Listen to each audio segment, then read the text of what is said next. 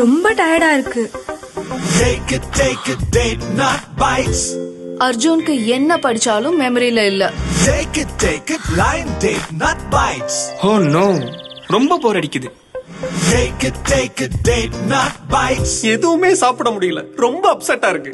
Take it, line date not bites. இயற்கையான dates, பாதாம், பிஸ்தா, கேஷு அண்ட் ஹனி கொண்டு தயாரிக்கப்பட்ட lion date nut bites energy bar. Take it, line date not bites.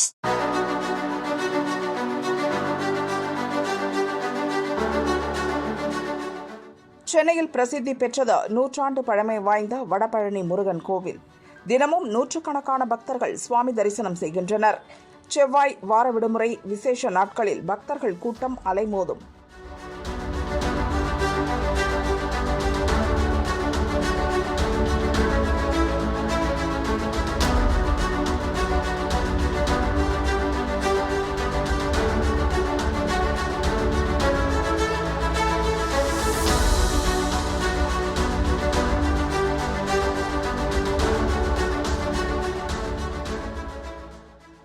Arcot ரோட்டில் இருந்து கோயில் கோபுர நுழைவாயிலுக்கு செல்லும் பிரதான பாதையாக ஆண்டவர் தெரு உள்ளது.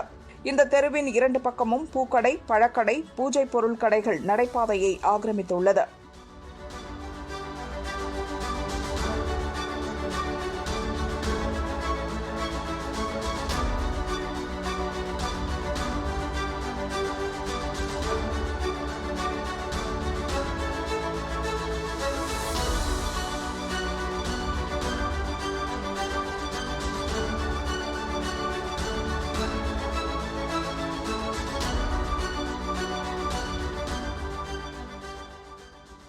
கடைகளுக்கு வரும் பக்தர்கள் அங்கேயே வாகனத்தை நிறுத்துவதால் விசேஷ நாட்களில் ஆற்காடு ரோட் வரிசை நெரிசல் உண்டாகிறது.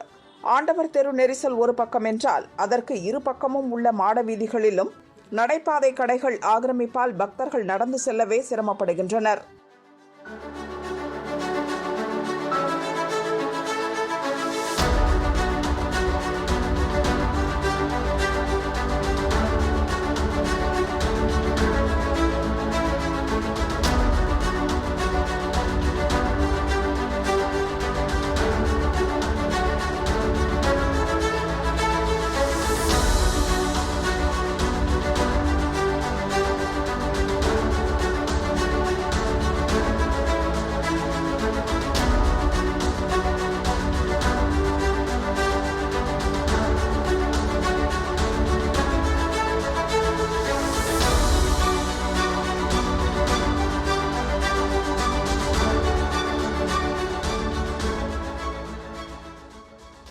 கடைகளுக்கு நடுவே உள்ள குறுகிய இடைவெளியில் குழந்தைகளுடன் நடக்கும்போது அவர்களை கடக்கும் 2 வீலர்கள் உரசி விடுமோ என்கிற பயத்துடனே செல்கின்றனர்.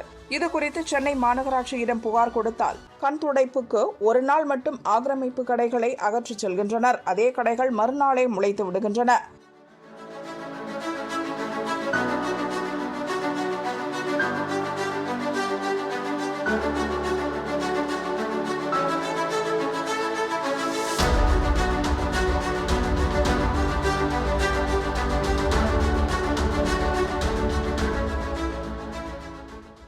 உள்ளூர் அரசியல் பிரமுகர் கொடுக்கும் ஊக்கம்தான் இதற்கெல்லாம் காரணம் என்கின்றனர் அப்பகுதி மக்கள்.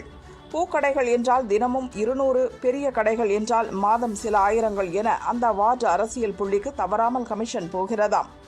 இதனால் தான் புற்றீசல் போல ஆக்கிரமிப்பு கடைகள் பெருகிக் கொண்டே செல்கிறது என பக்தர்கள் குமுறுகின்றனர். ஏற்கனவே அப்பகுதியில் வாடகை கொடுத்து கடை வைத்திருக்கும் வியாபாரிகளும் இதனால் பாதிக்கப்பட்டுள்ளனர்.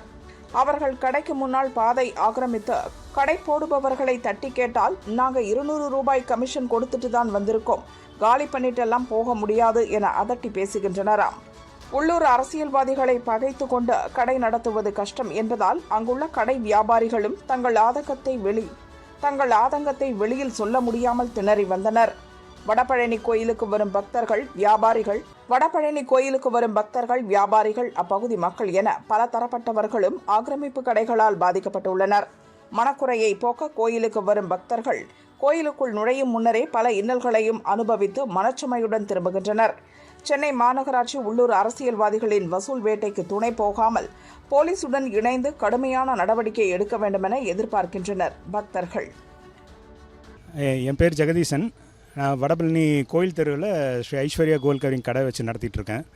இங்கே வந்து பயங்கர டிராஃபிக் ஜாம் ஆகுது. ஏன் அப்படின்னா அந்த பிளாட்ஃபார்ம் கடையில் பார்த்திங்கன்னா ஃபுல்லாக வரிசையாக கடைங்களாக பூக்கடை, பழக்கடை, காய்கறி கடை, கீரை கடை, பேக் கடைன்னு போட்டு வரிசையாக போட்டு ஆக்கிரமிப்பு பண்ணிட்டாங்க. எல்லாம் அவங்க கடை முன்னாடி வண்டியை 2 வீலர் நிப்பாட்டக்கூடாது. இப்படியே நிப்பாட்டிட்டு அப்படியே வந்து விட்டுட்டு போனாலும் ரொம்ப தகராறாக இருக்குது. கைகலப்பு வரைக்கும் கூட அப்படியே போயிடுது. அதனால் ரொம்ப டிராஃபிக் ஜாம் ஆயிடுது. போலீஸ்காரங்க வந்து 2 வீலர்லாம் எடுத்தபடியே தான் இருக்காங்க. அவங்களும் என்ன பண்ணுறது, வந்து டிராஃபிக்கை கிளியர் பண்ணுறேன்ட்டு எடுத்தபடியே தான் இருக்காங்க. திருப்பியும் கஸ்டமர் வந்து விட்டுட்டு போகிறாங்க. திருப்பியும் அவங்க வந்து அவங்க வேலையை பார்த்துக்கிட்டே தான் இருக்காங்க.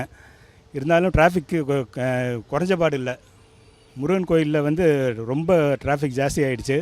அதெல்லாம் கண்டிப்பாக இது கார்ப்பரேஷன் ஆதரவு இல்லாமையும் உள்ளே என்ட்ரி ஆக முடியாது. நம்மளே ஏதாவது எதிர்த்து பேசினா கூட அவங்கள உடனே கார்ப்பரேஷன்லேருந்துலாம் கூட ஆள்லாம் வருது.